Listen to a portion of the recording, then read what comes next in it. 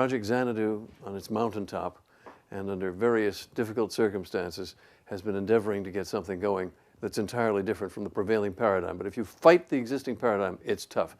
So here is the latest we have.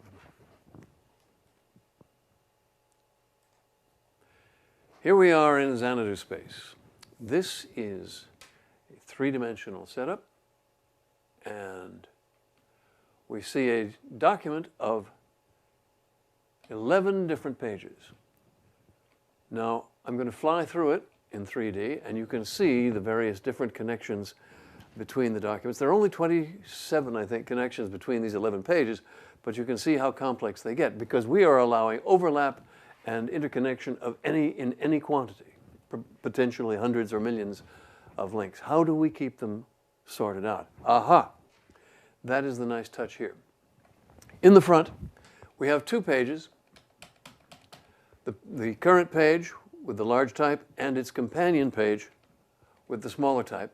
And this connection is a transclusion. That is the same content in two places. It is not a link. It is not represented by link structures. It is differently found.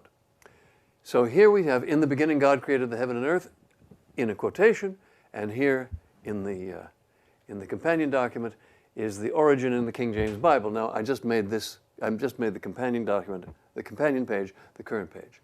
We'll go back to the current page, to this current page, and step through to various documents, and we see, as we step through the connections on this page, that the other documents swarf into position. It's swoop plus morph. They swarf into position, and the connections become exactly readable.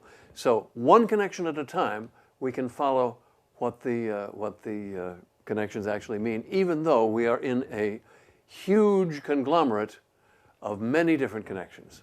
So that's it. That is Xanadu space. That is the latest version, and I hope it'll be a product soon of a document with real hypertext and real links in real profusion. So we have transclusion, parallelism, a generalized media format. So in fact, that actually gives us a way of looking at the same media format, the same structure can be used to represent audio, video, and any mix of audio, video, and text, so that you can use this type of link, or flink as we call it, floating link, for in and out points on audio and video. You can edit in place and create arbitrarily rich, transclusive structures of audio and video. You know what I mean by that? That you can find the original context of any soundbite or any shot in video or movies. See, this to me is a real representation in depth of literature as it should always have been. And anything less is a compromise with tradition and shallowness. When they first built the horseless carriage, there was a socket for a buggy whip. Why?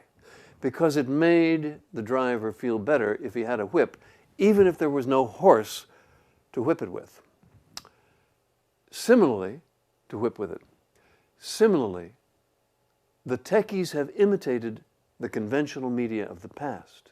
They have imitated paper documents, phonograph record tracks, radio programs, and sequential movies.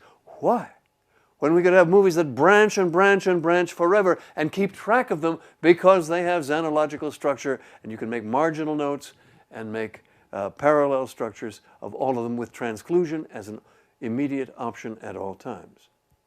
This is a radical proposal for a completely new different system of media, and representing each user as a simultaneous reader and writer, which is what we really are. Thank you for your attention.